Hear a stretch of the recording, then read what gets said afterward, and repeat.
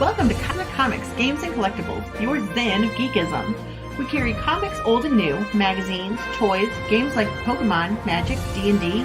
Want Godzilla, Ultraman, Star Trek, Ninja Turtles, Funko Pops? You'll find it all here.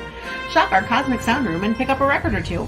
Enjoy our Comic Coffee Lounge with a cup of Sasquatch coffee or a delicious menu item while geeking out over a super cool movie on our big screen.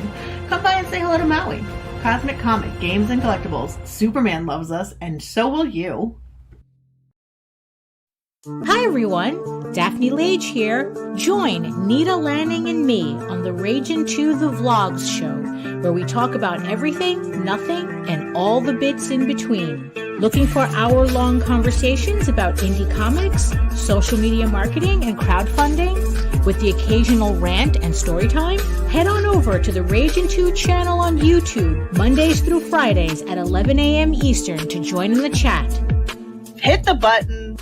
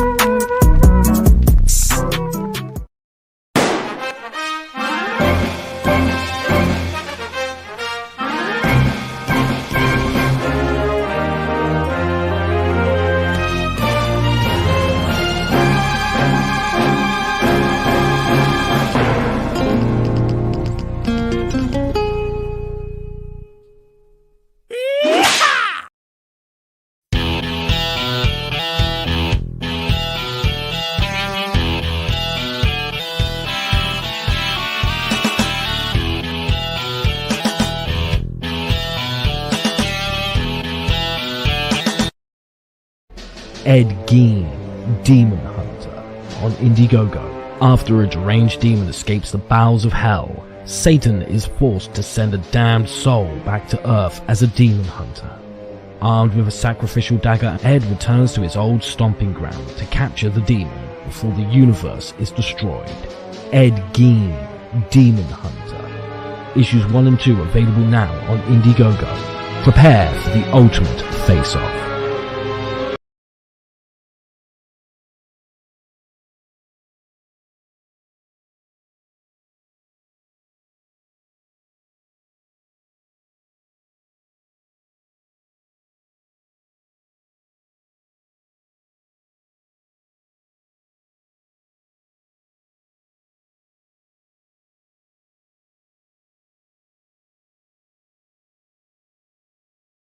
It is 7 o'clock. I've got the beer. It's not going to be enough to fill me. Thank goodness, because I don't need that much. But it is time to rock with the LCS Guys show. I am RJ Carter, Senior Managing Editor here at CriticalBlast.com, Chief Envelope Licker for Critical Blast Logistics, myopic proofreader for Critical Blast Publishing, and I do answer the phones for Critical Blast Consulting.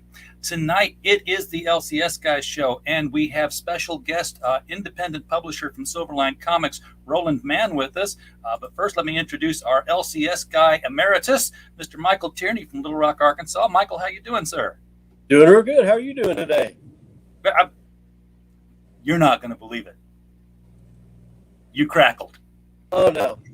Well, it turned itself back on is what it did. Oh, man, yeah. Let's check those settings again. I bet that setting just came on as a default whenever you rebooted. Any better? Much better. Much better. Okay. That microphone is just going to fight you to death. It does, yeah. All right, and as I said, joining us is Mr. Roland Mann from Silverline. Move myself around here. Roland, how are you doing tonight? I'm doing good. And yourself? I'm going to be one swallow better here in just a second. Oh, yeah. Saturday night, everybody was kung fu fighting. That's right. All hands.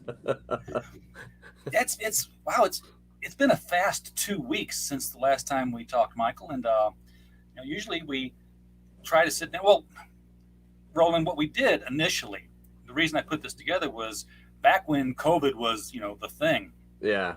And people were shutting down or we're doing different things. I wanted to see how retailers were handling the environment. So, we had folks in California who were like completely shut down. Dave Dyer in Belleville was like shut down, but selling them out the back door, people Right. coming in. Michael had no shutdown order for his store, but within 2 weeks he had no new inventory coming in either because Right. Yeah. Diamond shut down. So, and Like having a farmer's market with no produce.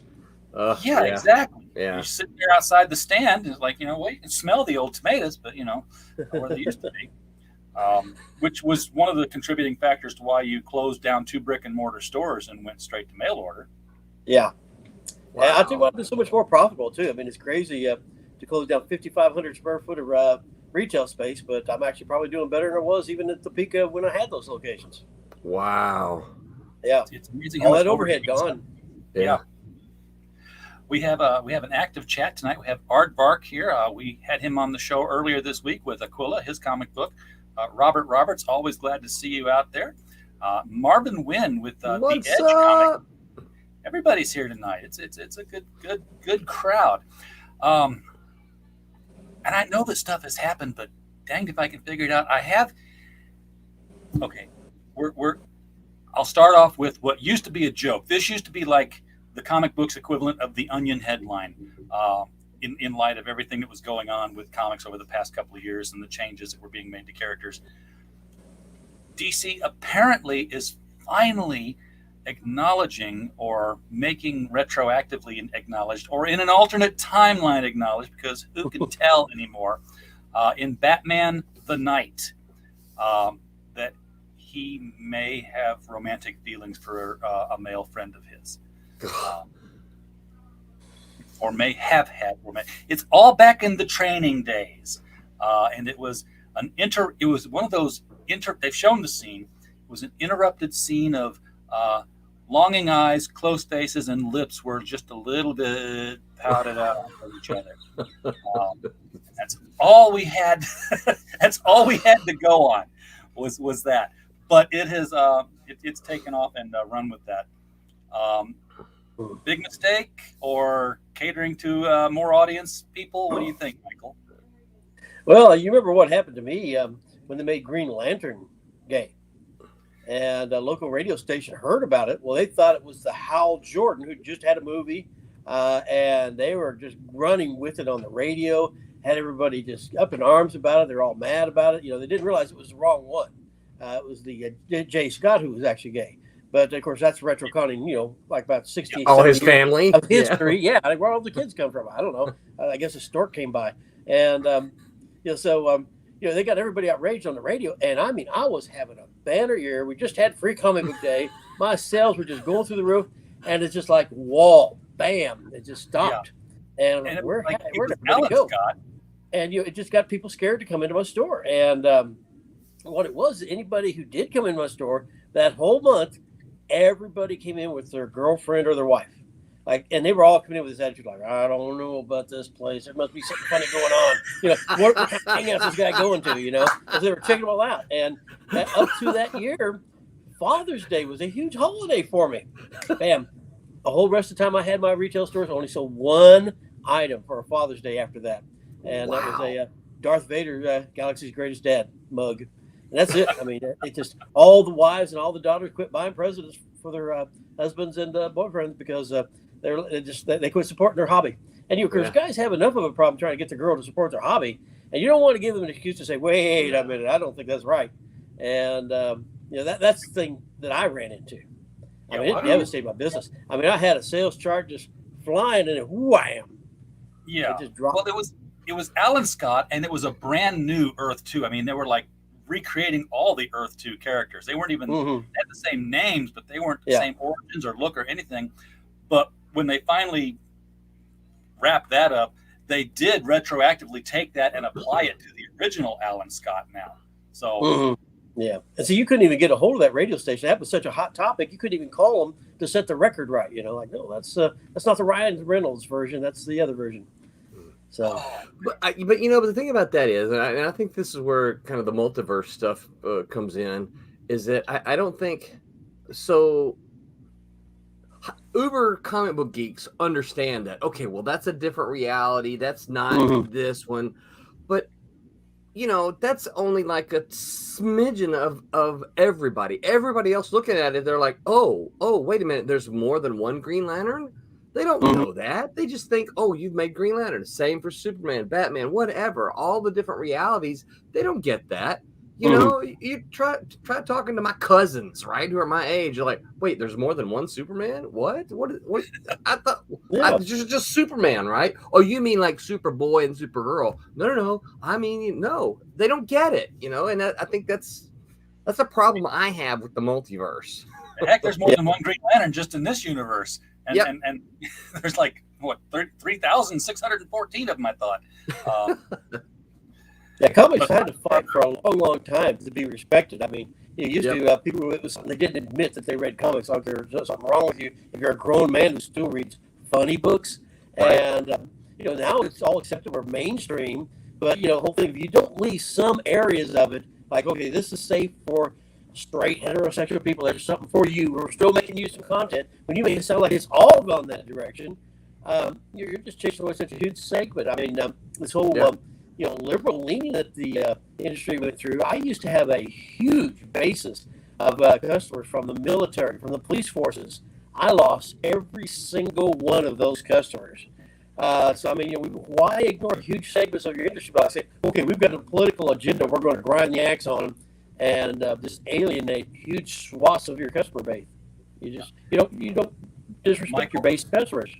Michael, I'll let you know. I'll let you know every time this happens, but apparently your computer insists on applying that setting, and it has reapplied it. So you're all static again. Crackling again. Let me just, my setting's right. Let me just disconnect the microphone. How can you hear me now? I can hear you now, but it was, go ahead and continue. Oh, okay. Yeah, I was tempted to kind of like maybe just mouth and joke with you, but no, I'm not going to do that because we had too many problems. Can you hear me all right? It's very staticky again, so it's like it applied that setting again. Might I suggest I have my microphone on now? I'm just using the regular computer. Might I suggest you try a different browser? What browser are you using? What connects through the? So now I'm back to automatic mic adjustment. Is that any better? You are sounding good again. Yeah, right. That was what was causing static earlier when I guess you just got to keep rotating through all the different settings, and when it figures out what you've done, then it'll try something else again. Whenever it happens, just go to the other one. Whatever one you're on, pick the other one. Just keep alternating. Yeah. But you're on an Apple product, right? That's what it is, and it does not play. Apple doesn't play well with StreamYard. Yeah, the only time Apple plays well with StreamYard that I've seen is if you use the Chrome app. Right. You link. That's as much as I can get. I had that. I have a work supplied. That's not what I'm using right now, but I have a work supplied Mac, and whenever I tried to do StreamYard on there, I had problems unless I used Chrome, and then my problems went away. So it wouldn't let me. My Mac wouldn't let me use this microphone. I had to use the microphone that came with the laptop. So and on Chrome. So yeah, it doesn't like it. Yeah, Mac doesn't play well with each other. No. Play with it well another call.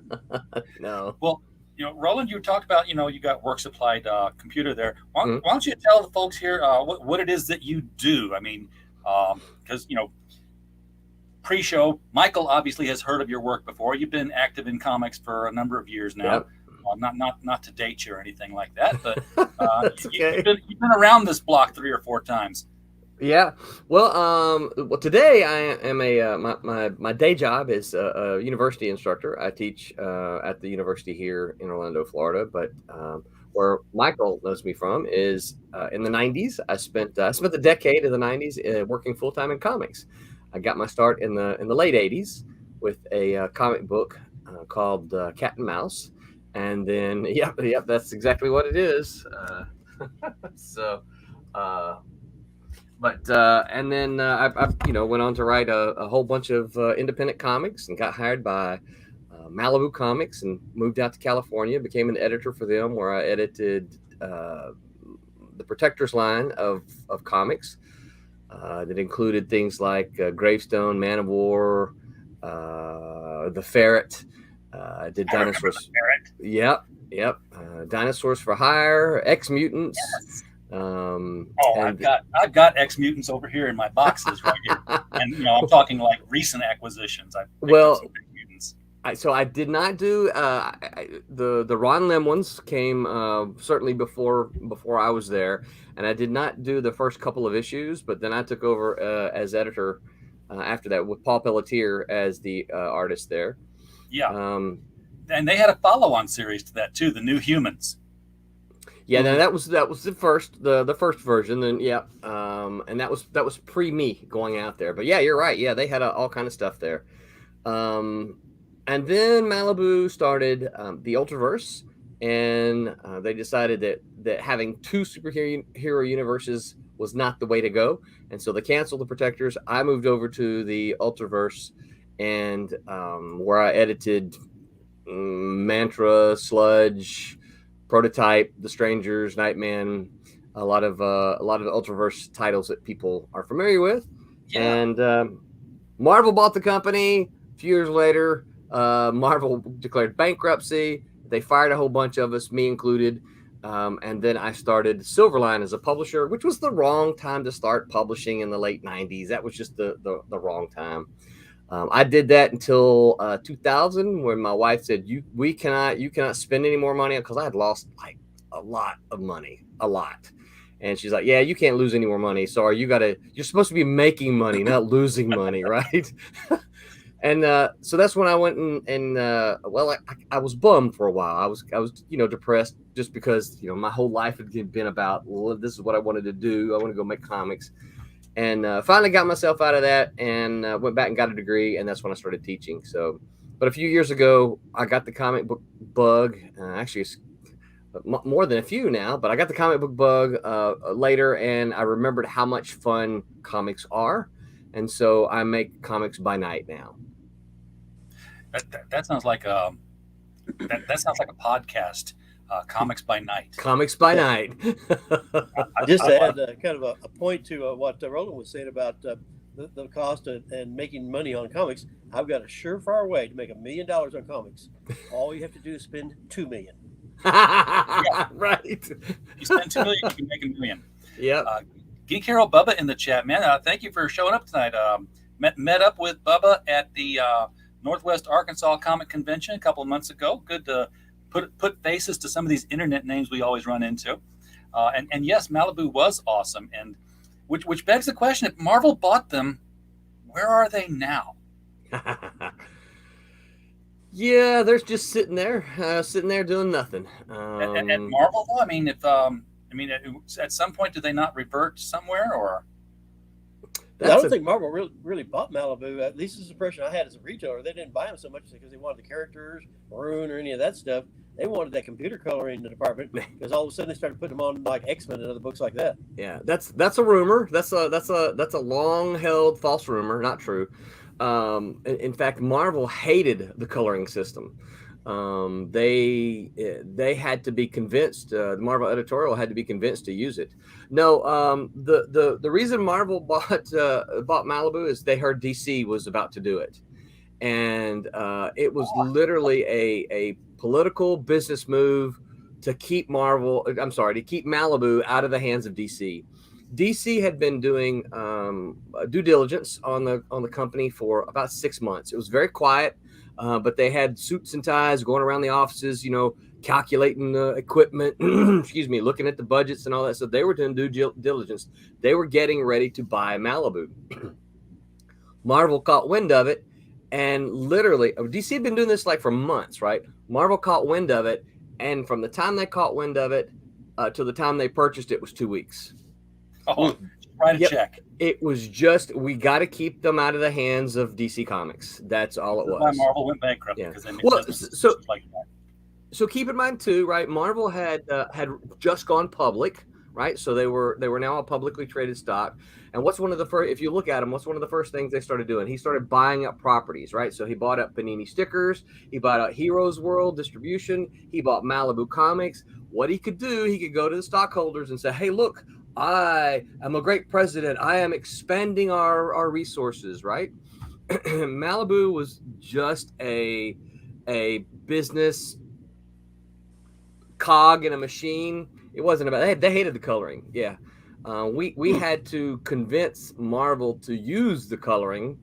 And then once they did, the Marvel editorial like, wow, that you guys did a good job. It was about the speed with which our department could do it that made Marvel ultimately like the coloring.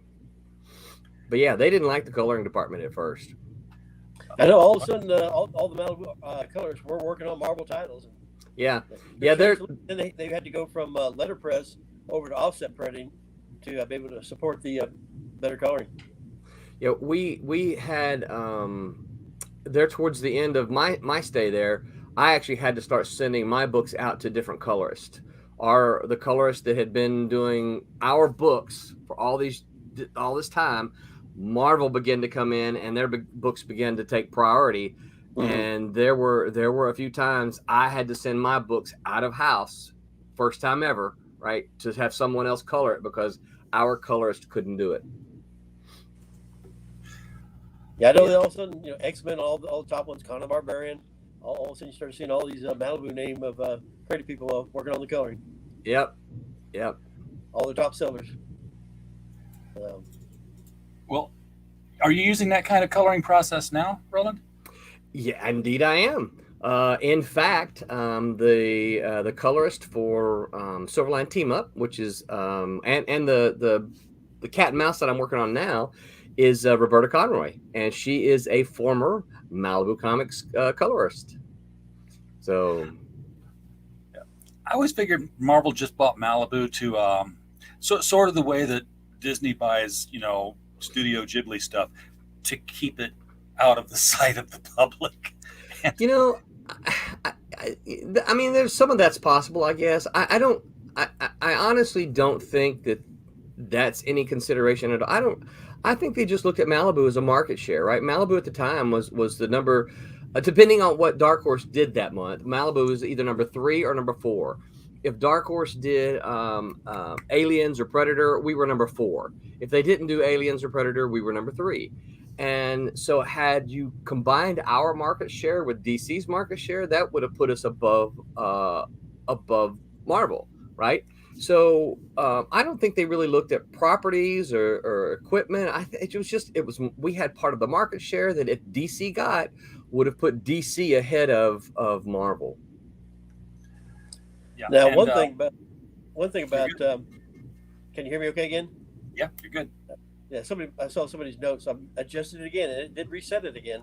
One of the things about those Malibu coloring, especially being printed offset, they just look so superior to what Marvel and DC was doing at the time with just plain screens on letterpress. I mean, the technology's just they were a leap ahead. So here you've got like the number 3 or number 4 publisher making a superior looking product compared to the number 1 and 2. And of course, Terry Stewart was the president of Marvel at that time. So I'm sure he was like, yeah, let's throw money at the problem. Marvel in those days reminded me of an old American Express commercial where all these guys were attacking a city with siege machines and catapults, and they're putting money in the catapults. Yeah, we're throwing money at the problem. And that seemed to be Marvel's plan back then. When they bought their own distribution network, that was the biggest disaster I ever saw. Oh, man. Yeah. I owned stock in Marvel that year. I did too. A lot of people did. Yeah, I mean, and the only reason I bought it was as a fan. I mean, I had never played in the stock market before. I was like, I had read that the Marvel annual report was done as a comic book. Yeah, it was. That would be like a rare item. How many do they print of these things? Fewer than they do normal comics. So I just bought a minimal amount so that I'd get an annual report. And within a month, I never got an annual report because before the next annual report could come out, they filed bankruptcy. Meanwhile, I'm sitting here looking at it like, oh, I'm in the stock market now. I should buy stocks. I bought a couple of shares of Musicland, and it went to 4 times the little amount that I bought. I'm like, I'm a genius at this. Sell this. And I said, okay, buy that Marvel. Get me some LA gear while you're at it, and throw in some Levitt's furniture. And all 3 companies went bankrupt that year. So the secret is, if Silverline ever offers stock, don't tell you. Don't yeah. Well, my retirement plan is to just take that portfolio to different CEOs. I'm like, look, $5,000 a year from 10 of you guys, and I'll never buy your stock. I promise you. Yeah. I'll tell you what, read that stock book that they sent out. I mean, it has some pretty shocking information in there. It's like Marvel went from making millions of dollars every quarter on licensing. I mean, license, okay, well, you're going to make an action figure based on our stuff, pay us some money. To all of a sudden, when Toy Biz started making all the action figures, they were paying Toy Biz's bills for them. So they went to where they were losing millions of dollars every quarter in licensing. Now, that should be impossible. And then what happens when Marvel goes bankrupt? Toy Biz buys them because, oh, wait, thanks for paying all our bills for us. We'll take that money we saved and buy you now. Right. How do people not go to jail for that? I don't know. So I was thinking, Toy Biz bought Marvel? I was unaware of that. Well, the owners, I think the guy who owned Toy Biz, who got it away from Perelman, when they were doing that, Perelman had control of both Marvel and Toy Biz. And then he lost control of them both. And I guess the guy who got control of Toy Biz is the guy who ended up getting control over Marvel and then later sold it to Disney. I heard something fall behind me, but I have no clue what it was because everything is still in its place. You'll find it when you step on it a little bit later. The invisible woman bouncing around. Yeah. I mean, I was I've been bagging up comics today because we had a shipment come in of Glenn and Monsterland. I got some replacement copies of that. So this was Kevin Philpott's deal out of Ireland. So they had a long way to come to get here. But before that, I was taking care of other arrivals, and I get prints for the things I back, and I put them in frames. So this arrived with my new Pocus Hocus from Bad Bug Media. That had to get in a frame, and now I got to find a spot on the wall. And then this was just a personal thing that I spent the money on. Yeah. Because I'm like, hey, wait a second, I've got Yvonne Craig on two things, and Julie's still around. So let's take advantage of that. And sure enough, she had a store. So I don't know. I've got boxes of boxes, literally, behind me here, and I stack things on them, and something fell behind them. I'll find it later. It didn't sound like shattering glass. It sounded like cardboard sliding. So won't be any damage. But yeah, I'd love to see the Malibu stuff come back. Didn't they try to bring it back at some point? Some sort of a revival. Not that I know of. I mean, I'm not saying no. I'm just not that I'm aware of. They pretty much after they fired everybody, they kept a very skeleton crew, and essentially what that crew did was just kind of finished out. Because comics are in production months and months ahead of time. So there's a couple of it's weird. It kind of chaffs me a little bit, but there's some comics published that I edited, and my name's nowhere on it. But that's because I was the editor. I get fired. Well, they continue to produce those, right? So they get them inked and lettered and colored. And so technically you could say, well, he didn't edit when they were inked. That's correct. I didn't. But I was the editor of the story. I'm the one that got the script and the pencils. And so then they got published, and my name's nowhere to be on them. Did they give an editor credit? What's that? Did they give it to another editor? Yes. Oh, that's not cool. I hope you got paid. That's well, I was salaried. So once I was no longer employed, I didn't get paid. Okay, so you didn't get paid like royalties on a reprint because I guess editors wouldn't. That's more of a creator contract. Yeah. Isn't it? Correct. Yeah. So they kept that skeleton crew, and then once they finished everything, then they just closed the shop.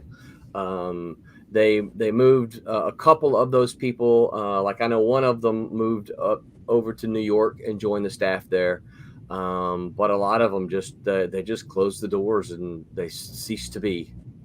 So I remember that they made a television series out of Nightman. And that had to have the offices excited. I mean, when one of your characters is a TV show, you really got to think our company's going somewhere. Right. Yeah. Well, there was a lot of exciting things happening. I mean, we had the cartoon, the Ultra Force cartoon. That was exciting. I remember getting to listen to voices saying, hey, Roland, which voice do you think is better for a prototype? This voice or this voice? Because I was a prototype editor, so they would come in and ask me, my opinion. I don't remember who ended up getting chosen, but I got to be in on that. I got to have input on the scripts that they wrote. as far as characterizations of the characters that I was the editor of. Yeah, there was a lot of exciting things. And in all honesty, when Marvel bought us, we didn't think things were going to go, north. We thought, yeah, look, Marvel bought us. We're going to have money to do these things that we're trying to do now. We thought there would be resources to, Malibu was a small company, and we got excited because we were like, yeah, people will respect us now because no one respected Malibu. It's like, yeah, well, now they'll look at us and it's like, you're part of Marvel. Yeah. Respectability, like Roger Dangerfield. I don't get no respect, right? But it, and a lot of people blame Marvel on the changes that editorial did within the company, like the Black September stuff. Marvel didn't tell us to do that. One of the things that we asked for were because they said, what do you guys want? What can we do for you? And we're like, hey, we would love to take some of your C tier characters. So there was a point in time where we thought we were going to get the Submariner. We thought we were going to get Thor to do, right? Because this is pre-movie, so nobody cared about Thor, right? So, we did end up getting characters like, because, we had that the crossover. And the idea for that was like, hey, we want these Marvel readers to be aware that Malibu exists now, right?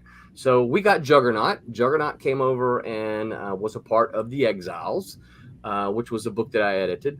We got the Black Knight. The Black Knight came over and was part of Ultra Force, which was a book Hank edited. And there were some other things like that. Loki came over and appeared in several different of our comics, so that our characters got to interact with Loki. The thoughts were, hey, this is going to get people who normally buy Marvel comics to look at us and say, hey, this is a legit company. These are legit comics. We're going to give them a shot. Maybe it didn't happen that way. People care more about Loki right now than they do Thor, and that's with the movies. Right? Yeah. So maybe I should tell them. Maybe I should tell people that, hey, Loki was in the Malibu comics that I edited. Make them worth something, right? There you go. And just to throw it out here real quick, you are also working on some other things at the moment, and I just put the link out in the chat because you're at the 24-hour mark. It just clicked over on the clock with the Silverline Science Fiction Extravaganza. So the Silverline line, right? That's hard to say, but it's precise. The Silverline line of books. Yeah. Is that your marketing strategy now with the revival of the imprint? Is to go crowdfund and then print from there? Yeah. We what we're trying to do with the crowdfunding is that we're trying to. So a lot of people say, well, why aren't you available in comic shops yet? And my answer is that we're just not quite ready yet. I don't want to look. I've been around long enough. I've dealt with enough comic shop owners. Love comic shop. Love retail shops. They were so supportive of me when I got my start in the industry. Right. What I know that they would absolutely hate if I put out issue 1, issue 2, and then months in between issue 3, and then months in between issue 4. They hate that. I get that. I understand that. So what we're trying to do, what's that? Michael has a name for that. What? Oh, what's yeah. The expiration of expectation.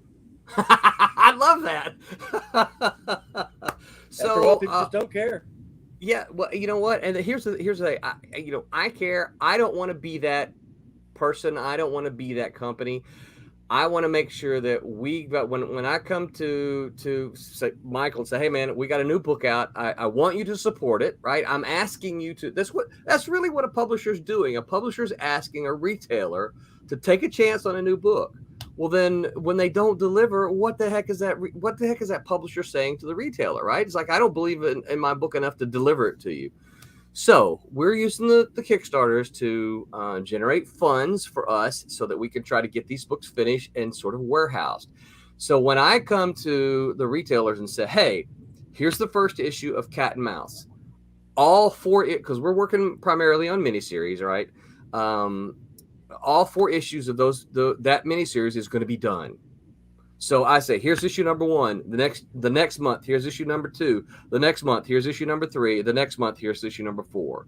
It's going to be done. I'm going to be able to, barring some unforeseen, paper shortage, shipping issue, I am going to be able to deliver the entirety of the series, boom, boom, boom, every month, just on time like that.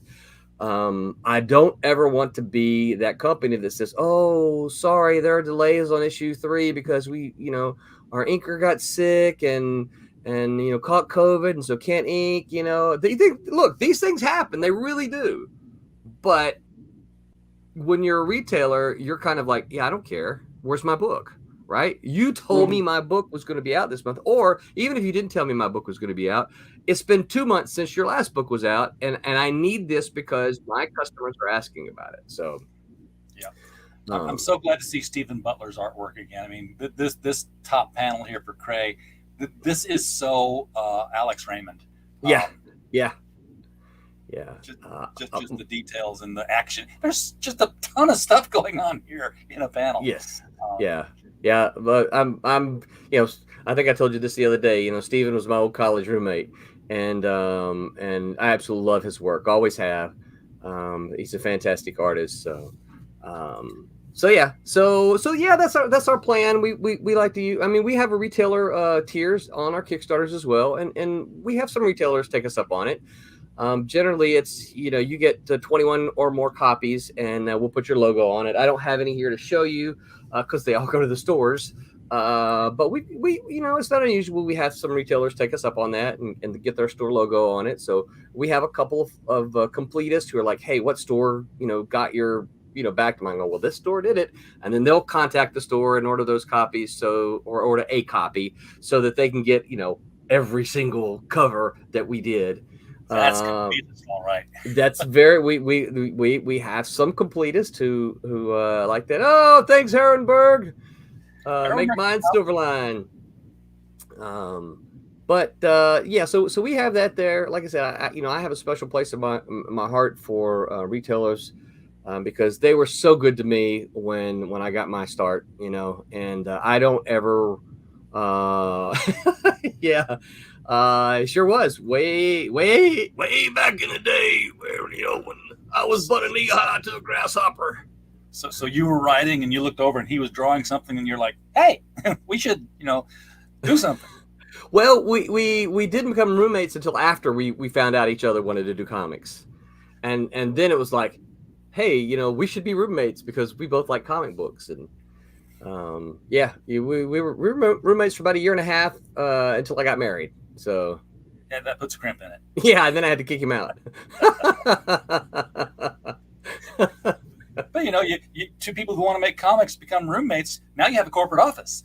Yeah, but that's right. Yeah, listen, man. We had so much fun. We both worked in retail, and we would spend our days working, and then we'd come home. This was just after college, and then we'd come home, and then we'd spend another 8 hours working comics. We had a pretty kicking sound system then. We had big old speakers in there. We'd turn on the Led Zeppelin and we'd just get to work. And I could look over and here he was drawing. And there towards the end of our when we were roommates, he actually started the Badger. So I saw him work on a handful of Badger pages, just as he was kind of beginning his move from the Malibu stuff that we were doing to Badger. Then, of course, he went on to work. He did Badger for, I don't know, a couple of years maybe, and then he went to do Marvel stuff. So, yeah, that is.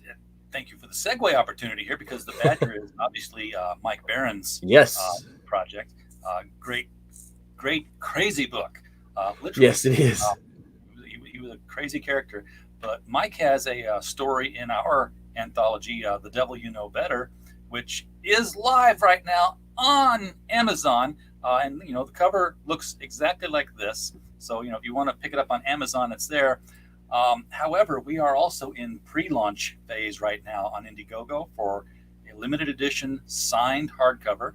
It'll be signed by Mike Barron and Hart Fisher, both of whom have stories in there. And for every $500 milestone we hit, we're going to include a new piece of art by Stefano Carticelli. So up to 20, because we have 20 stories. So each story would get like its own illustration page. Big hopes on that one. We're going to launch on June 6th at 6 p.m. Greenwich Mean Time. so it's like, because people are saying, when are you going to launch? I'm like, give it a couple weeks. And how can we not launch on this date and time? Come on, it's right there in front of us. So yes, on 6/6 at 6, we will kick off the live campaign and. Start. I get it now. Yeah. The first 66 purchasers. Yes, the first 666 purchasers will get a bookmark. I'll shoot for that. You just limit it to 666, right? Actually, what I should do, rather than first 666, I should make it a because you had those dollar stretch goals. We should have a backer stretch goal. Yeah. So if we get 666 backers, we'll do something crazy. Right. You absolutely should. Think about that. What can I do for that and not go to hell? We'll find something. Work out a deal. Yeah. You know, it involves blood usually. That's. Yeah, because we've got contract stories. We had contract stories in the first volume, The Devil You Know. And yes, we do have plans for a third volume next year or so, The Devil You Know Best, just, 1, 2, and 3. I figure it's a nice little line there. But I used to love those comic book stories that were in like eerie and creepy, House of Mystery. They had great little twists to them. And one of them was a deal with the devil contract kind of thing. And the devil approached a guy, said, hey, I give you everything you want. You just got to sign the contract. And the guy was a lawyer. So he's like, yeah, okay, I know how these things work.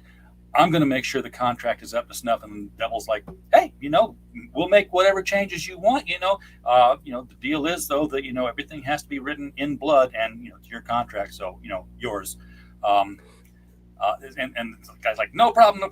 He's got like the quill pen. He's like sticking himself and he's writing long sentences. And the contract's just getting longer and longer. And the devil's looking over. So it's like, oh, boy, you got me there. Oh, you closed that loophole. And the guy just keeps writing. Says, and this is, guarantees that you get my soul upon my death. At which point he dies of exsanguination because he used all his blood to write the contract.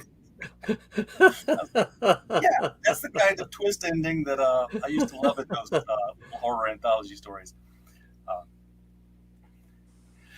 Woody says it's always fair game to make a deal with the devil as long as you leave your soul out of it. Right.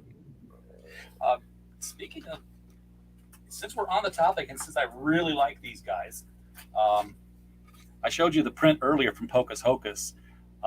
Pocus Hocus is from Bad Bug Media. This is the 3rd issue, and it's a deal with a devil. It's a really interesting story, and it's going to have to start getting in store shelves, and I think it's going to start being advertised real soon, Michael. So you'll start seeing it in some diamonds. Pocus, that's his name, Pocus Hocus. He's the son of Richard Hocus, the great magician, and Pocus wanted to impress his father because his father was a bit of an a-hole who always ignored him. So he made a summoning and summoned a demon to have actual demonic magic powers. Everything the demon could do, I want to be able to do. And the demon's like, why? He's like, to impress my dad. And which, made the demon giggle to no end. So he's like, okay, fine, here's the damned contract. And it literally says at the top, the damned contract. Got what he wanted, started doing magic, real magic, worked his way up till he was like a big famous name, had his grand opening show, empty seat in the front row because his dad died that night. And the rest of the story is just him, like, being totally disaffected.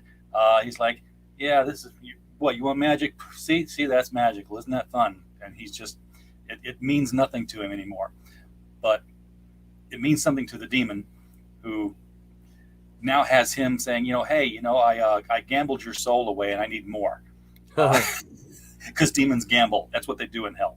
Yeah. So he's got Pocus having people sign the contract as a waiver on stage to participate in a magic trick where they go into the cabinet and disappear and then reappear. Well, they're going to hell and coming back possessed, and nobody knows it. So that's where the story's at now. It's a lot of fun. I'll see your 10 souls and raise you 10. It's exactly what they're doing. And Pocus can get his soul back through divine intervention, or if you guess my name, a little Rumpelstiltskin logic thrown in there. So we don't know the demon's name. He's just the demon. Maybe he'll figure that out. Anyway, that's neither here nor there. It's just my asides, because like I said, I got all these in the mail this week, and I'm still I'm always happy when I get new comics that I want to read. I'm disappointed when I go into the comic store looking for something to read. And Michael, I don't know how often this has happened when you had your store in the last few years, where people come in, it's like, what is there to read? And they walk out with nothing. Nothing. Nothing all the time. They stopped making for my older customers, my older readers. They quit marketing for them, quit making stories for them. Yeah, exactly. You're crackling. You flip it over again. And yes, Woody, this is an ongoing saga, at least so far. I don't think they have an actual end issue in mind, but it is ongoing. Alan writes to me all the time in text messages, and I get to see a lot of this in advance. So I'm happy to be associated, not working with, but associated with the team there. This was going to lead into a question I had for you, Roland, which was, when you have retailers like Michael who are now in the mail order side of things, they're ordering from the catalog. But Michael, you no longer take the risks on what people want, because you only order what they say. Get me one of these and 2 of those and 5 of these. Yeah, I talked about how I lost all my expenses from having the retail stores. All that went away. But another thing that went away, all the gambles I had to make. I mean, I had to look at a crystal ball and predict on a couple lines of type and maybe a little bitty tiny one by one picture what people are going to want to buy. These things, I buy on a non-returnable basis. I mean, I would eat up a lot of my money, just in books that just sit on the shelf, just stood there and wait, going, "Hi, I'm going to sit here forever. You're part of me." And just right. And then, of course, what happened as a retailer, you have the lost sales if you didn't get the right stuff, because you can't get it later. By the time you get them back in, people have moved on. It's a very short attention span. Yeah. And but then if you bought the wrong stuff that they didn't want, it's yours forever. So it was a lose situation, and it was really hard to predict at the time. So now I don't have those kind of losses to try to cover with the things that did sell. And so that was another thing that really turned my financial picture around, was no longer having to eat all that dead stock of the stuff that, it sure looked good, but they didn't deliver.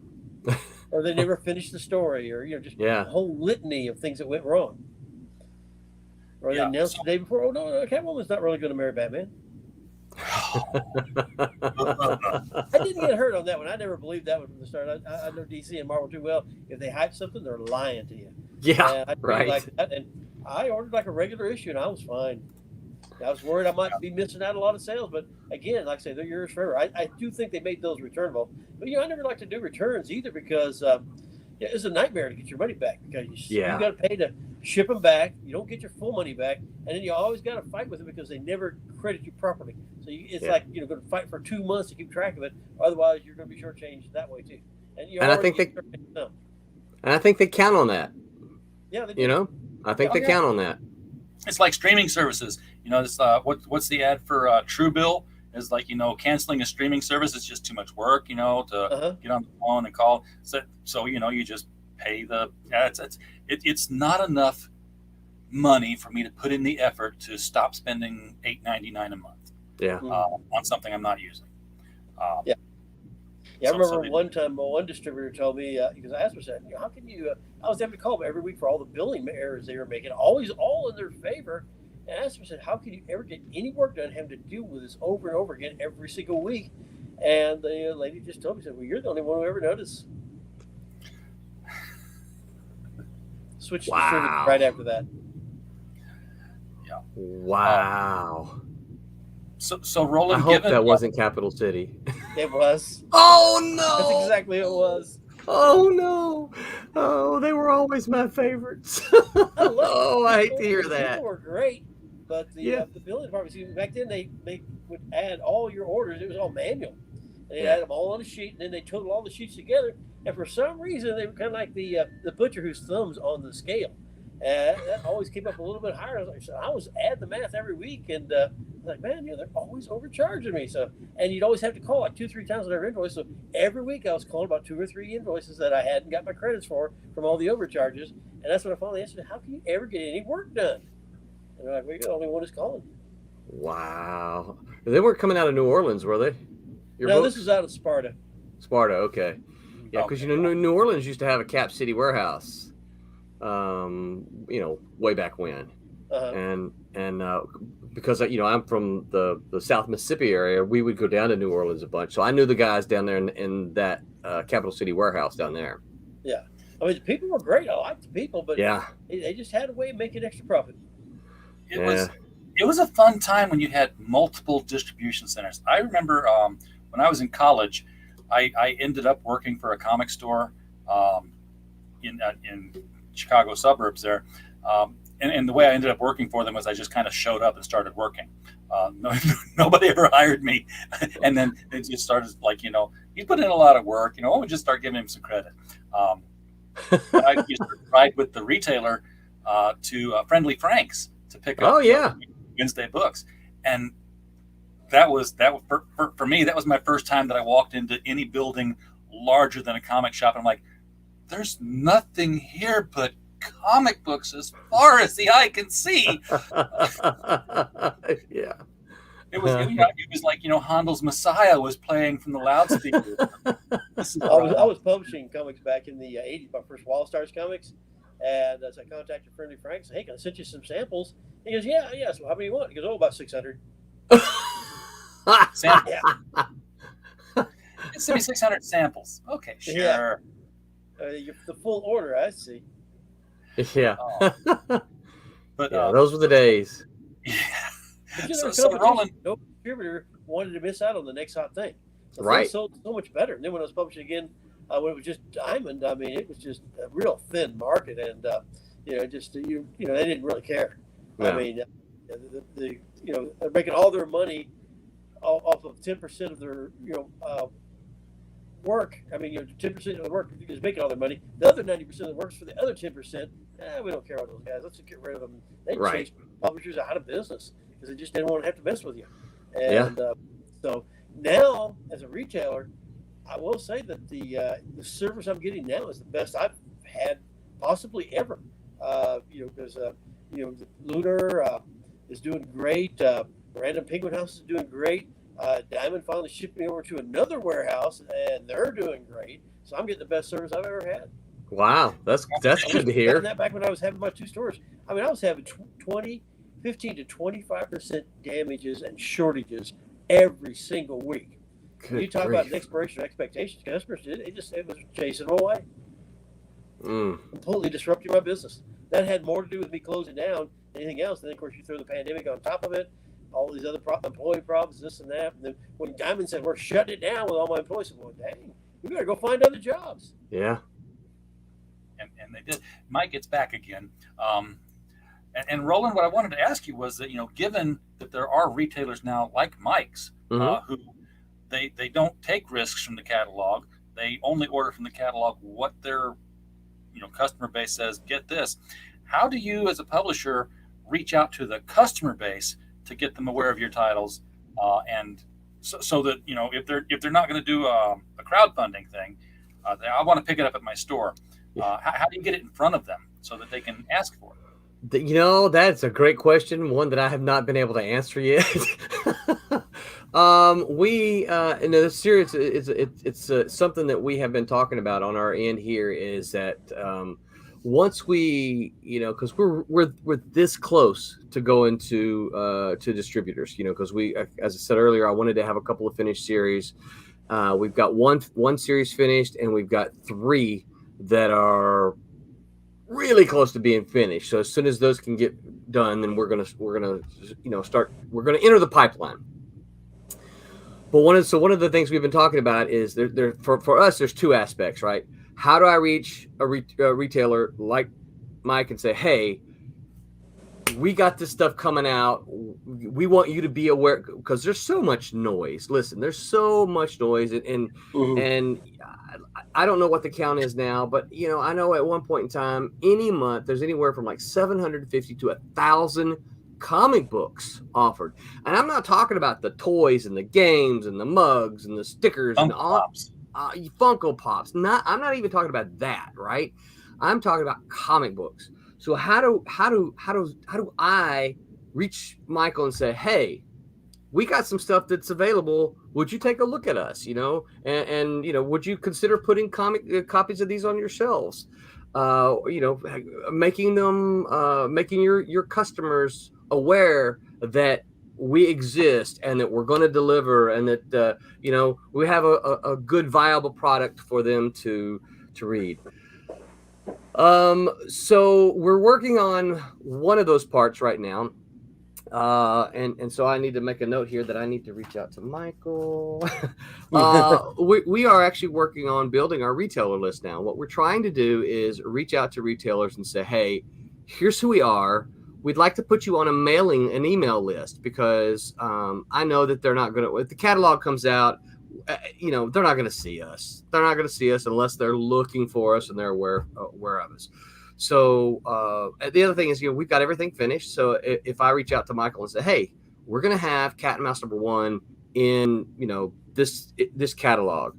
I've got a preview copy if you would like to see it, right? I want to make sure that the retailers know you can look at this book, so there's a couple of things. Number one, you'll know what the content is, right? Have a good idea. Oh, well, this is not for my customer base. They don't like this kind of stuff, right? Number two, they're going to know it's finished, right? And then number three, they can read it and see if it's something they can get behind, right?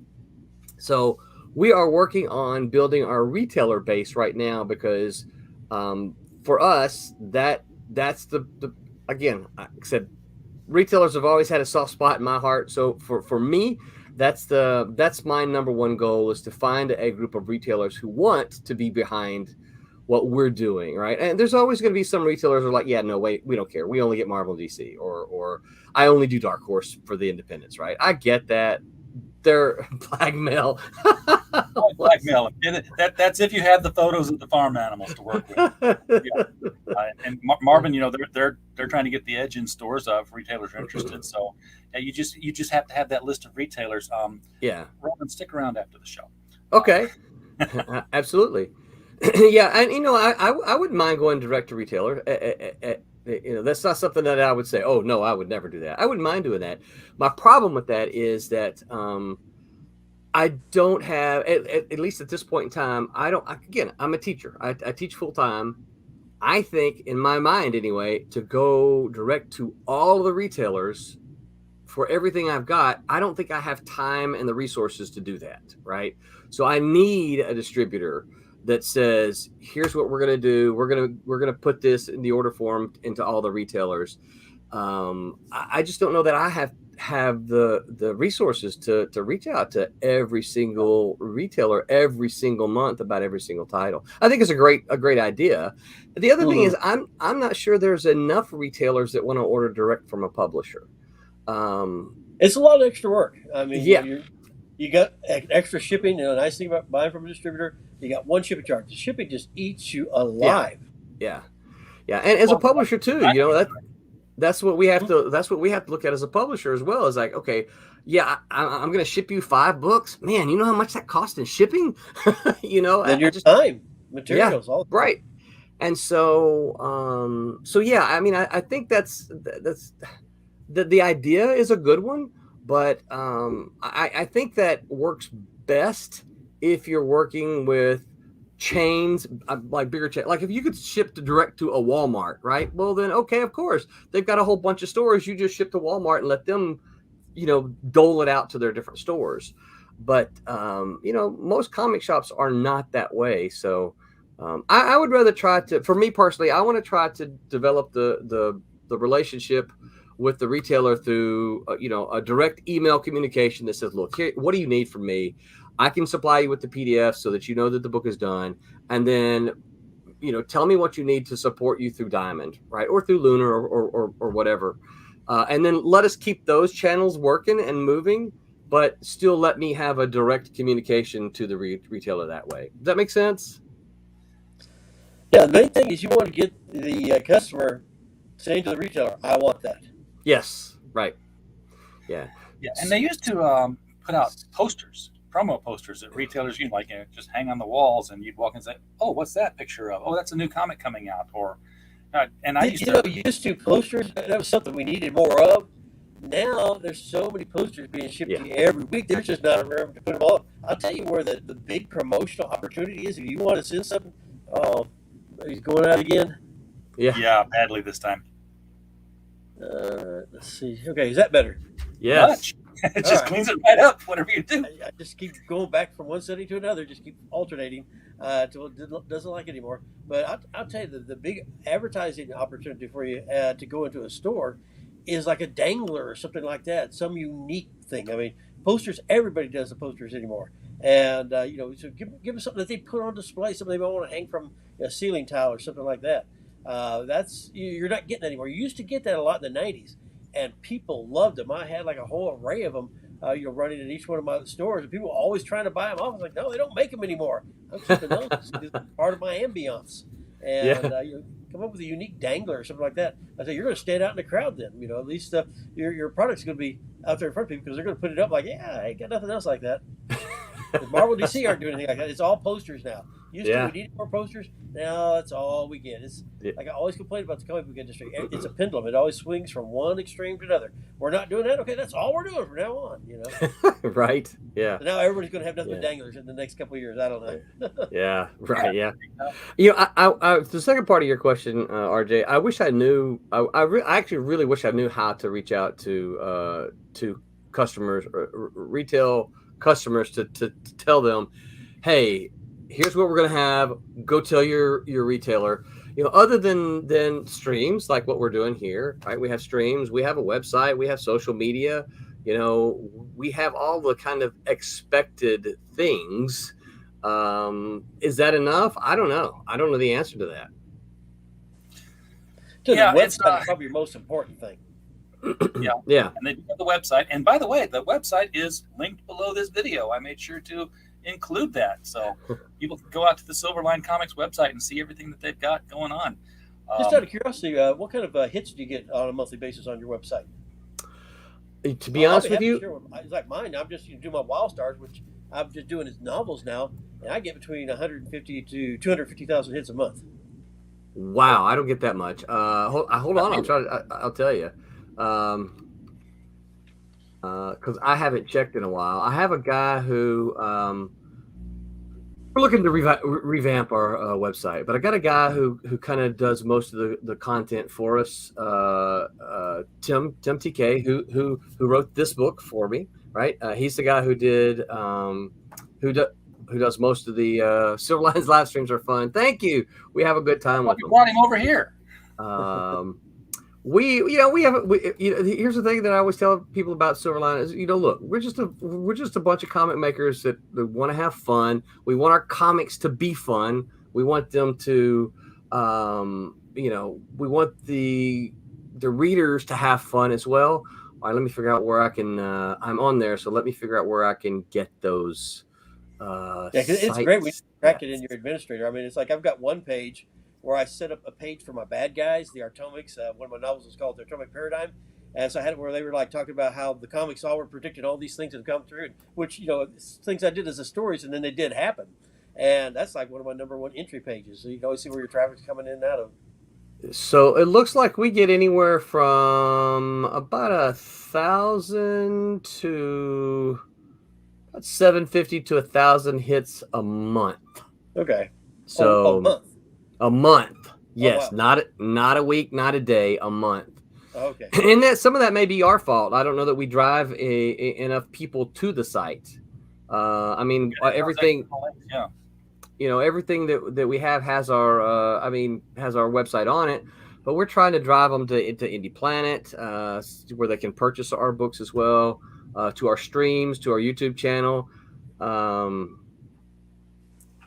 So. Well, my website has a lot of stuff on it. I mean, I've got all my Wild Stars comics. I've got my Edgar Rice Burroughs art chronology. I got my Robert E. Howard art chronology on there. That's where I knew your name, the Wild Stars. And Yeah. then I do other fun stuff. Like I've got Tarzan Fumetti, where I took a whole bunch of old Tarzan comics from England and put new funny little comments on them. What they're really saying in it. Just all sorts of stuff. Pulp pages and little comic history pages. I mean, I put a lot of content on there, and I have a page on there for. I'm on the city council where I live, so that's another page. Every time I'll write a report after every council meeting, and I'll just put my notes up because you're supposed to make that available to the Public Freedom of Information Act. So I'm like, I just put it up. I think that's funny too. That everybody that lives in your city that wants to catch up on the on the town council meetings, they've got to go through a comic book website to get to the yeah, that's great. What is this Wild Stars? I think it's like a porno site, The Wild Stars.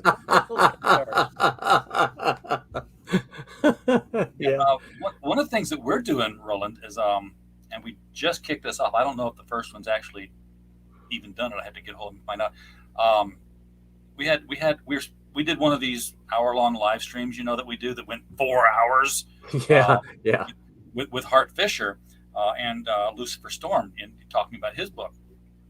And by the time it was over with, I learned that Hart's got this streaming network called AmericanHorrors.net, where it's just 24 hours streaming horror movies, and he's doing all this programming on it. We bought a block of ads, block of 30-second spots for Lucifer's campaign. It says because they were cheap enough. Yeah. Like, for that kind of money, I want to run an experiment and see. And part of that block is going to be for the Devil You Know Better as soon as I make a 30-second spot for it. But just to see, because I'm like, this is a horror comic. Right. Lucifer's book is about Ed Gein, the guy from Wisconsin who was the model for Psycho and was the model for Texas Chainsaw Massacre. And we always advertise our comics to comic book fans. Right. Like, that's some guy said once, the well have no need of a physician. I go to the ones who are sick. Right. Yeah. So we decided, let's advertise this horror comic book to people who watch horror movies, right, and are fans of horror, and so they can say, "Oh, there's a comic book about Ed Gein, and he's fighting demons, and it's got 2 issues in. Yeah, let me go check this website out." So I'm just going to be curious to see what the numbers are. I'm sure it's not in production yet. Hart's got the 30-second spot. I just don't know that it's been slotted anywhere yet. When he tells me that it is, I'll keep an eye on it. Yeah. You saw the 30-second spot before the show started. It was one of the ones we ran. And what I did was, instead of sending people to the Indiegogo, I sent them to criticalblast.com/content/IGG, which then just immediately rolls them right over to the Indiegogo page. But one, it lets me see who's going through there and how many, so I can get an idea. And second, by using that as the URL instead of Indiegogo, it's now an advertisement. So I'm like, hello, accountant, put that into our taxes this year. Right. Yeah. Yeah, going directly to your customer. I mean, what they enjoy, that's a good way to get out. It's like I found when I'm at my stores, radio. That doesn't do very good. The first couple times you run the ad, and the people just don't hear it when they zone it out. Even though the salesman will try to tell you the opposite's the case. Yeah. It's not. The more you do it, the more they'll notice it. Now it's the other way around. The worst form of advertising was newspaper or print. I mean, I remember I had one time, because I was buying so much television advertising. There we go again, huh? So I was buying so much television advertising that they gave me an ad in a free magazine. They were sitting around to 50,000 homes around my store. And so I put a coupon in there. And so out of 50,000 homes, you know how many coupons I got back? One. One coupon out of 50,000 homes, all directly around. So print just doesn't do it. Wow. What worked well for me was television. Now, television, if you know how you're doing it, you can buy it. What you want to do is you say, hey, there's a new program getting ready to come out. I'll go ahead and walk into a year. And they're like, hey, we don't have anybody want that thing. Yeah, we'll sign a contract for a year. And then all of a sudden the ratings go through the roof, and they're selling it for hundreds of dollars. And okay, I got it for 40. Yeah. I got a contract. Got to keep running them, and that's how you buy it. And wow. So I was on everything from Star Trek, both Next Generation, Deep Space Nine, Babylon 5, Supergirl when she first started, Wow. Highlander. I mean, I just picked all the things I knew my customers would like, and it really was effective advertising. Wow, that's cool. Yeah. But yeah, it's like what RJ is talking about is you go where you know the people, this is my target audience. Where are they going? That's where I'm going to advertise. Yeah. Yeah. Yeah. You got to advertise outside the comic book readers because they're already buying comics. Mhm. Yeah. Every now and then I'd have somebody complain to me like, well, I never see your ads. I'm like, well, are you interested in buying comics? I'm like, no. Well, then why would I advertise? Yeah. You don't want to advertise everywhere. Everybody doesn't need to see your ad because if they don't care about it, it's like when comics would get hot, all of a sudden something would be breaking in the news and everybody's like, oh, hey, that's something I want to find a comic on.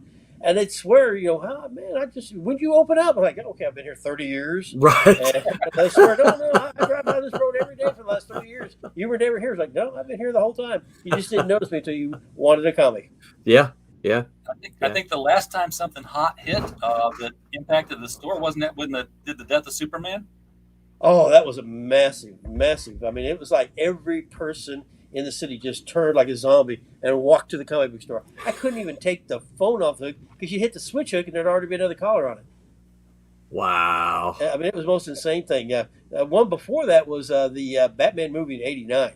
Oh yeah. That was a phenomenon, but nothing like the death of Superman. I bought thousands of copies of that. That's back when you could trust what the publishers were telling you. And I bought so many of those, I thought, man, I've lost my mind. And they were all gone in a couple hours. Wow. Best selling book I ever saw. Yeah. Wow. They say, hey, here's what we're going to do. It's like, I don't believe a word of it. They're not going to do it. Right. And there's a hot book. They're not going to tell you. And so, you got no chance.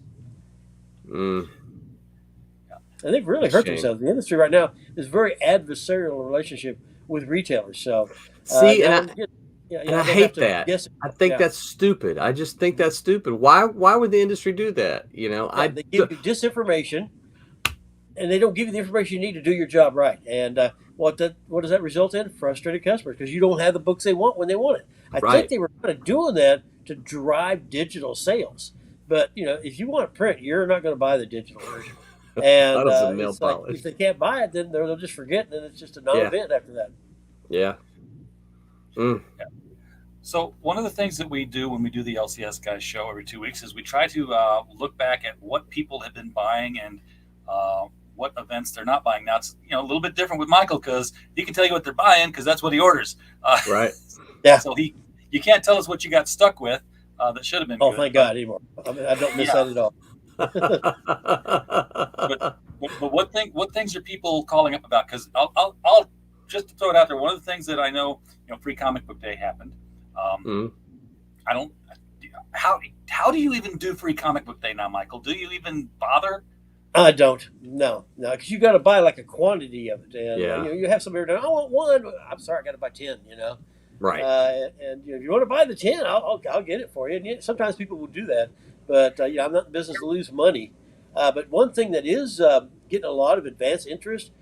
Event books have been dead for so long. Like Dark Crisis is not even moving the needle. Hardly anybody signed up for it. Axe, the new Judgment of the Mutants, and that is getting some interest. I've actually had some people say, hey, I want to get signed up for that. That's the first time I've seen a book like that actually generate much activity. Right now, Marvel's starting to publish books again. I mean, I'm starting to get some decent quantities coming out on my orders. Where DC, it just seems like they're just going into a slumber party or something like that.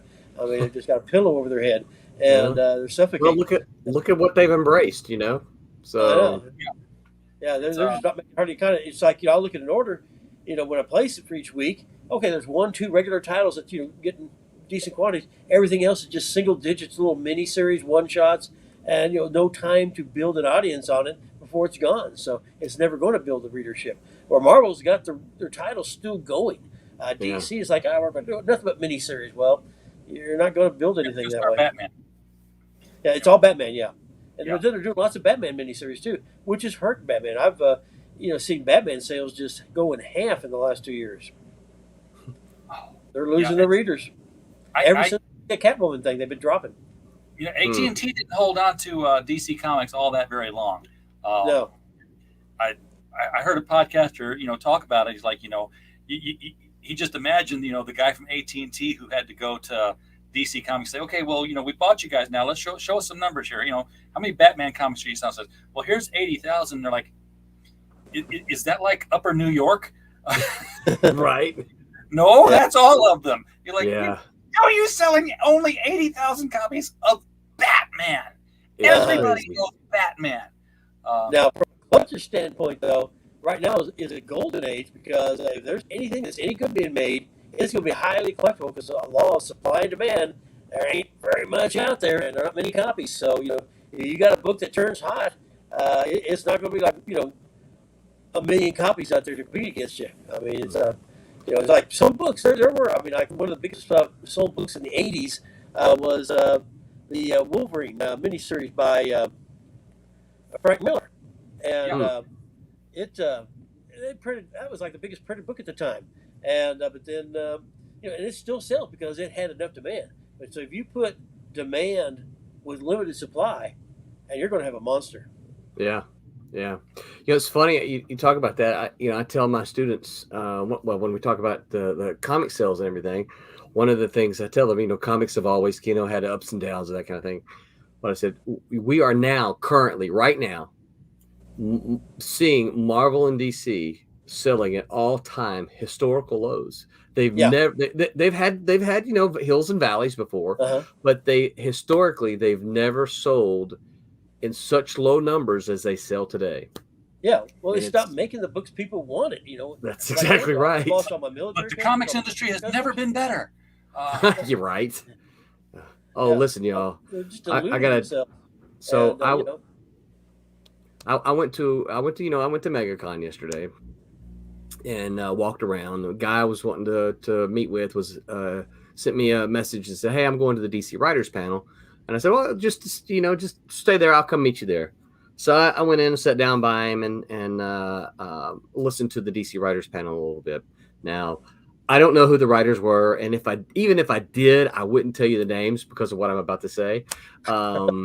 They were, there was a moderator asking them questions, right?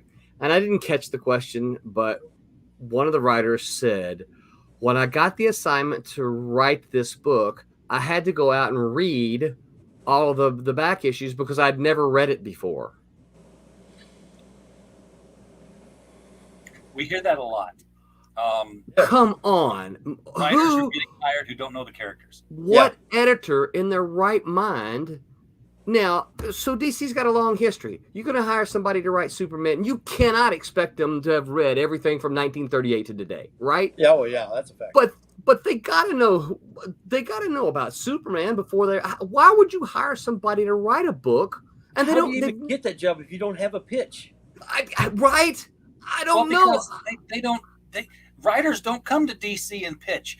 DC goes fishing for writers. Was it Christopher Priest said they don't hire writers anymore? They cast them because you're like, hey, we've got a book about this certain type of character. Well, the only person who can write that certain type of character is somebody who is that certain type of person. Oh, that's nuts. Yeah.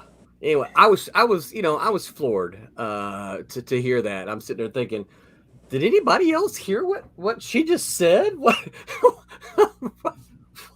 She'd never read it. And then, of course, she goes on to say, and, you got to read a bunch of them because there's always going to be these fans out there that know everything about the character. And I'm like, well, yeah, that's what makes comic books comics. What the heck? Yeah. Because when they do care about them, is they end up retelling you the stories that they just read. Yep. Yes. Yep. That's why I got to where I couldn't hardly read the comics anymore. It's like, a couple pages in, they have read it. I know where it's going to go. Everything's going to happen. Yep.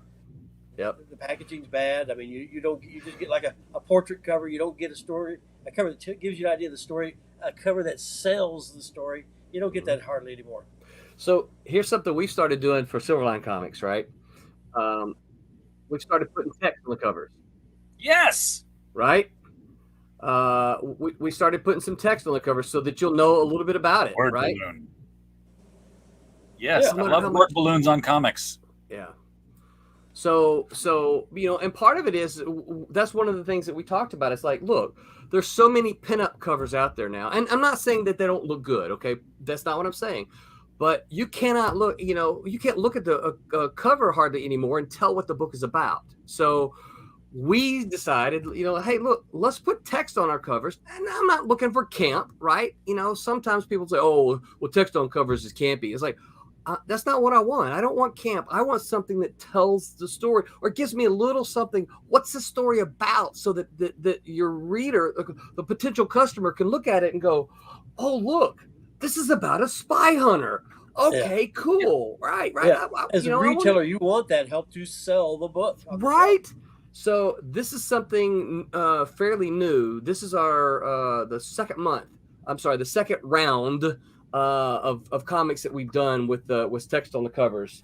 So, and they don't have to be word. I like word balloons, me personally. They don't have to be word balloons, right? This one's not a word balloon. It's a blurb. This one's a word balloon, right? So it's just something to tell the retailers, right? Here's a little bit about what this book. So there's this pretty piece of art. What's the story about, right? Yeah. If they're a war fan, they know it's a war comic. If they're a zombie fan, there's a zombie in it. Yep. So I'm excited about it because it's something fair. Walking around MegaCon, one of the things I was kind of looking at, I was looking at the covers, and none of the new stuff, none of them had any words on them. I'm like, okay, that's pretty, but I don't know what it's about. That's pretty, but I don't know what it's about, right? Yeah. So. Exactly. Clark Bull tweeted out, Clark Bull from DC's PR tweeted out a cover for, I think it was World's Finest #6. Now, World's Finest has been a pretty decent book, Mark Waid's writing here, because he's gone back to like the Silver Age setting, and he's telling a Silver Age story, and it's a lot of fun.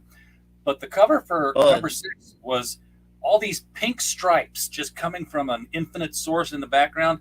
Superman and Batman are upside down, falling away with these big old, yay, you're great smiles. And Robin is just like standing on one foot with his chest out, and it's the Tim Drake Robin. He's just taking this very proud pose. I'm like, oh, it's the Pride Month cover. We don't know what the story's about, but we know that Robin's taking front and center, and everybody's happy about it. And they don't understand why no one's buying them. Yeah. Yeah. Or they don't care. They don't care. I was trying to I'm trying to Google it and find it, but I don't see it. I had customers who had alternate lifestyle. Pay whatever anybody wants to do. Nobody cared. Yeah. Sell you what you want, and they didn't buy those books. So, but and they were asking, well, who are you trying to sell these to? So it didn't even sell to the community they were aimed at. They were missing the mark. Yeah. Yeah, that's crazy. Here, I found it, Roland. Okay, yeah. I'll share the screen. I remember years ago, I think it was Axel Alonso made a comment about how they were going to focus at some sort of big dinner for retailers. Yeah.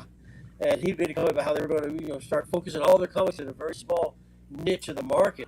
Oh, my. And he was let go not long after that. But, crazily, that's kind of what they're doing now. Yeah. Yeah. And, it's I don't know. It's sad. As someone who's been a long-time comic book reader, it's sad. Now, if it was working, if their sales were spiking, you'd say, okay, well, they're doing what makes money, but their sales are crashing, the numbers are going down, the readership's leaving. And they're doubling down. That's what I don't understand. Yeah. Yeah, they're like, oh, you don't like this? Well, you'll really hate this. Right?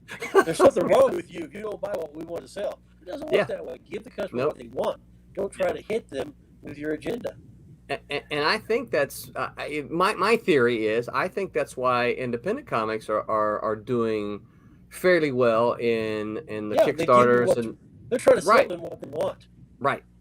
Yeah. It's like I didn't care what people's political agenda was. If they were pro Obama, I'd sell them comics. They were pro Trump, I'd sell them comics. That was not my job to tell them what to read or what I thought. I was just going to give people what it was they asked for, and that's what I was there for. And just give the people the books they want to read. Well, and I echo that. From a publisher's point of view, it's like, look, I don't care if you voted for Obama, if you voted for Trump. I don't care if you lean to the right, if you lean to the left. I want you to be able to read our comics and enjoy them, no matter which way you lean or which way you walk. What's up, Piper? Harrisburg's like it's the ESG money, and if you're not familiar with what ESG is, I can't even recall what it stands for, but it's basically government funding if you prove that your company is making strides towards social equity. Get out of here! Really? Yeah, it's it's sort of like corporate welfare, Right? Yeah. or for making statements to promote positivity in certain areas. This is the cover I was telling you about. This is look, there's no logo on it yet. There probably will be because there's a big blank area here. This is Robin taking the exultant pose. You can see Superman and Batman.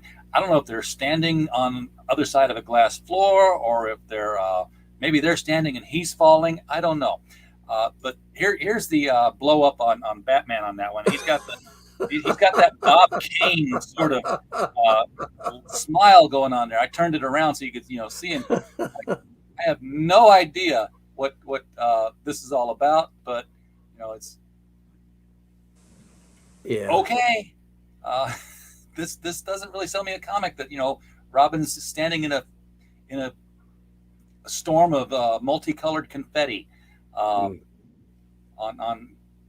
a red sunbeam thing. So it's just that's not selling me comics, guys. No. Yeah, I don't have the customer. I have women who will buy that, but Right. and that's fine. Hey, whatever everybody wants to buy, Right. But so make some for the women, make some for the guys. I mean, that's why they do those heavily airbrushed women and do just the hot chick covers. They don't give you an idea about the story because those will sell a certain amount. Yeah. So, but the whole point is let's make books that'll sell. Right. But, if they made a hot chick cover airbrush with great artwork and it gave you an idea what was going in the story, it'll sell even more. Right. Yeah. I'm laughing at the chat and I'm not reprinting any of it on the video. I can't. But Heroenberg does have the answers. Heroenberg is Google. I'm glad when Heroenberg's in our chat because he's got a wrench and he's got a hammer and he knows how to use both. ESG stands for Environment, Social, and Governance companies. They're rated on these criteria. Then huge investors like BlackRock either buy it or don't. They just cut Elon out of it this week because Elon's buying Twitter. He's like, hey, this free speech thing we used to talk about? Let's do that again. You're right. Yeah. So AX, you said AX is the hot thing that people are getting into, Michael? There's anticipation for that. I've had a lot of people signing up for that. Yeah, it's the Avengers hottest new title that I've seen in a while. All right. Well, they did AX before, didn't they? Mm-hmm.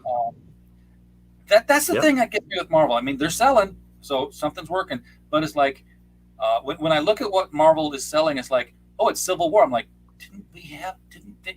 wait, it's Secret Wars? I remember Secret Wars. Don't gaslight me. I think it's the X-Men tie-in. Yeah, but they did that before too. They did the Avengers X-Men AX books. So I don't know. I think now would be a good time to put out a good Illuminati book because they just did the Doctor Strange movie in which they introduced for the first time in the MCU Reed Richards and Professor Xavier and Black Bolt as part of the multiverse Illuminati.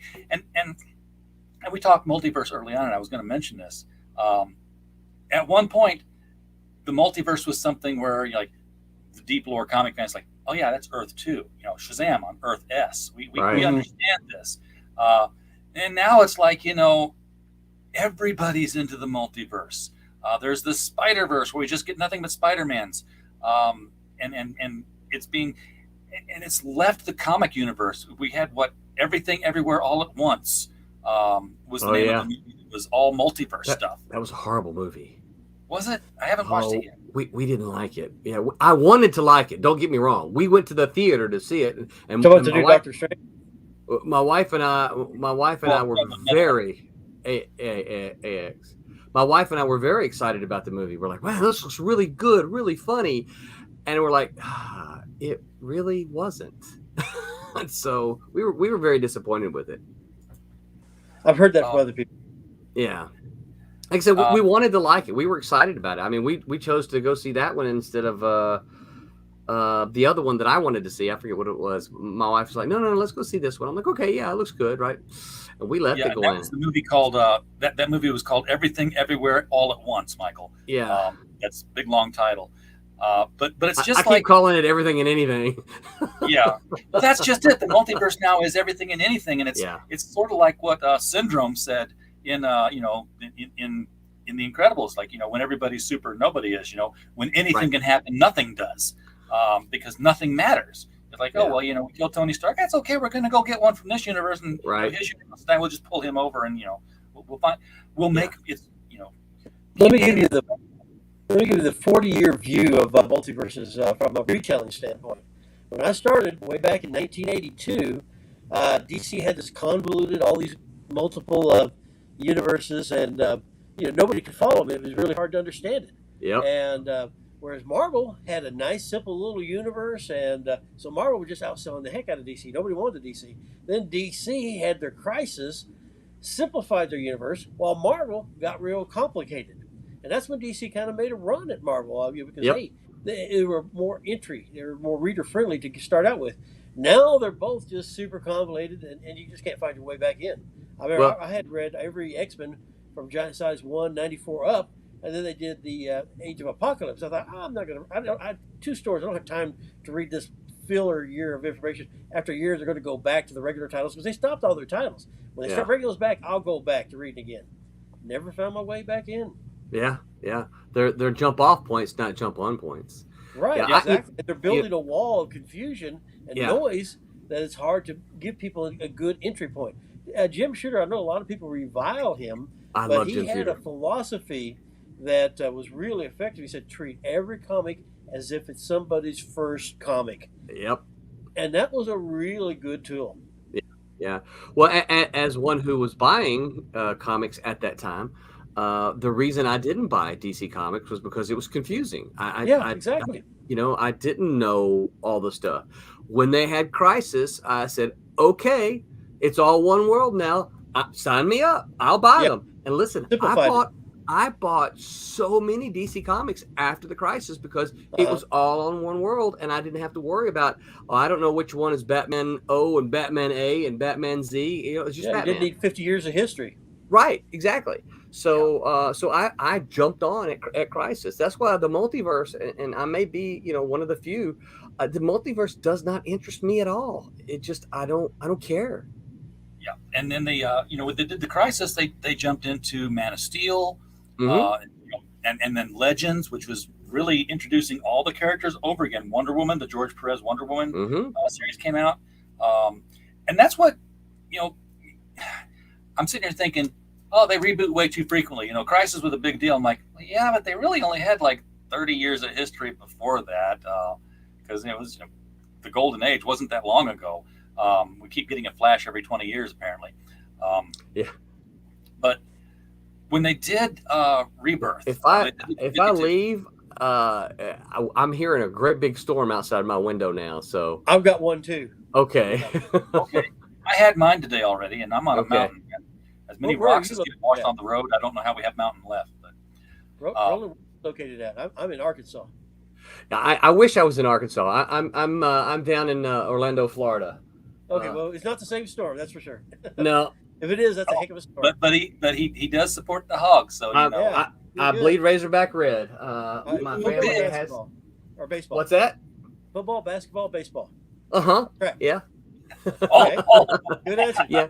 I'm a college sports fan. I'm not a professional sports fan. I'm a college sports fan, and the Razorbacks are my team. So, I watch Razorback softball. I watch baseball and basketball. I kind of wait. They're getting good. I know, but and I watched them during the Nolan years.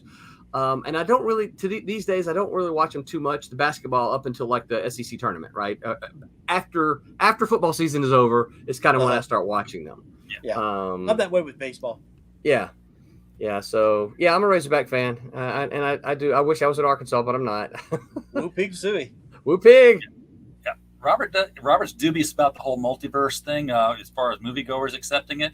The thing I think that the multiverse that movie producers are trying to take advantage of now is that we had all these DC Universe movies, we had Ben Affleck, who I thought did a great Batman, had a great costume, and was actually the first time a Batman actor moved as though I would expect Batman to move. I mean, when, swinging on a line around the side of a building and then clinging to the side of a chimney, that's something that Michael Keaton through Christian Bale never did, because Right.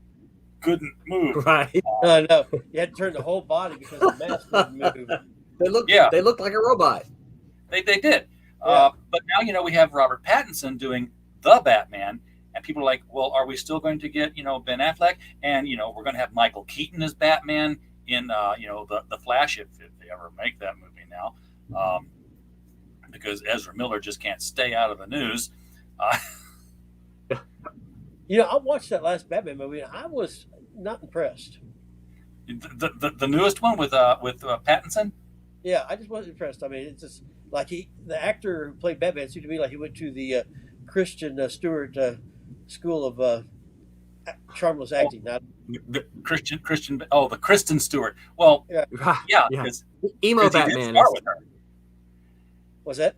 He did star with Kristen Stewart. They were That's both what in I think Twilight it was. together, so they were both emotionless opposite each other. And he Yeah, just he's, was doing a black Batman. And I'm surprised y'all not hearing this. This is loud. Yeah, It's not coming through, really. That's good. The story just didn't flow well. It just was herky jerky, stop and go. Too long. Some of the camera shots didn't look right, like Batman riding around on his motorcycle with his cape flying. Yeah, I mean, I liked it. I thought it was like a Charles Bronson kind of take on the Batman mythos. But at the same time, like, well, now they can't bring back Ben Affleck because people are going to be like, what Batman are we looking at here? This is wait a second. I thought Batman was Michael Keaton. I thought he was older. I thought he was younger. Oh, look at you. Yeah. You see where the hand is? That's where I live. Yeah. And I know what way the wind blows, so it's coming. So it's coming. tell you Yeah. what, So let's wrap things up here then, so that nobody blows any fuses. whoa. I clicked and you clicked, and I ended up deleting Mike because the windows shifted.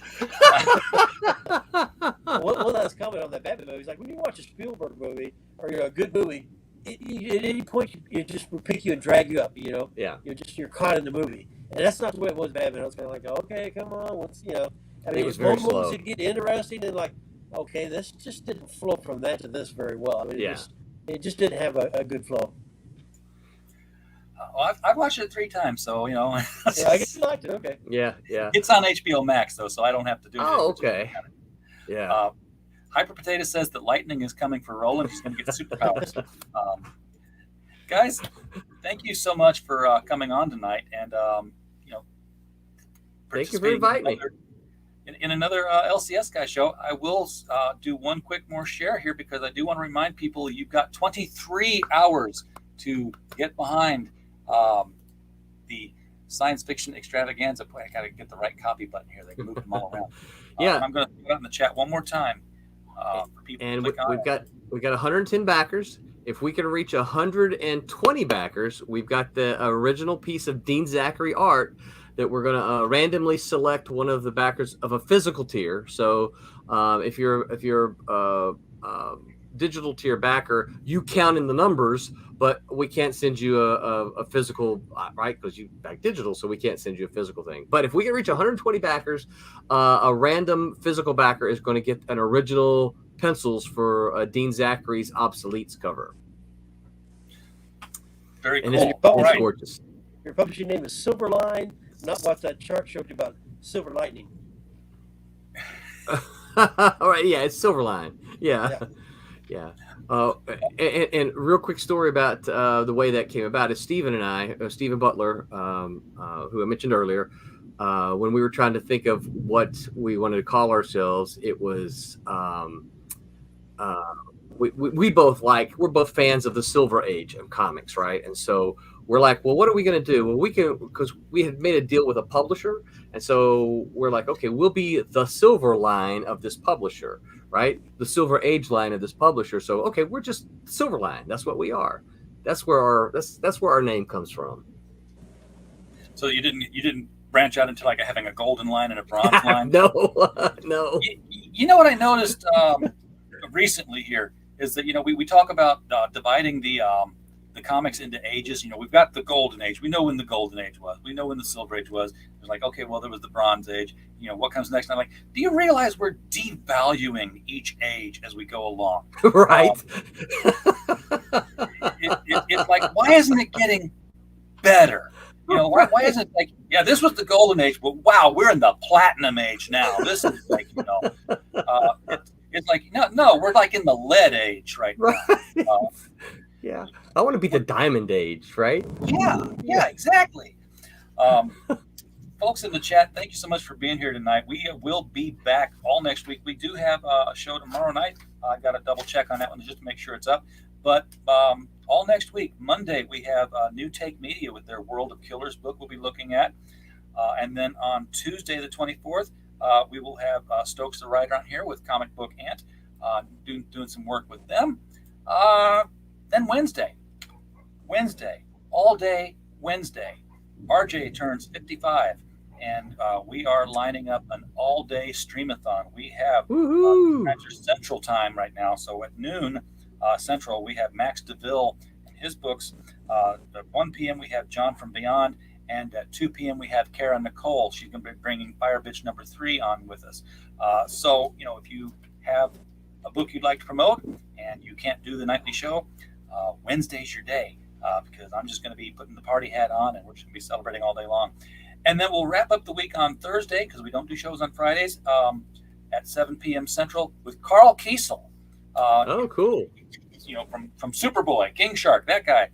He's been doing the Impossible Jones books on Kickstarter, and he's got the third one in that series. A real fun book. It's kind of like Harley Quinn fun back when Harley Quinn was fun, but also it is telling a story. So if you don't know who Impossible Jones is, think Plastic Man as a female who's a crook who's been mistaken for a hero. So all the heroes think she's a hero and she's got to act like a hero, but she's a thief. So it's some interesting situations. While you were here, guys, as always, we just hope you had a blast. Good night.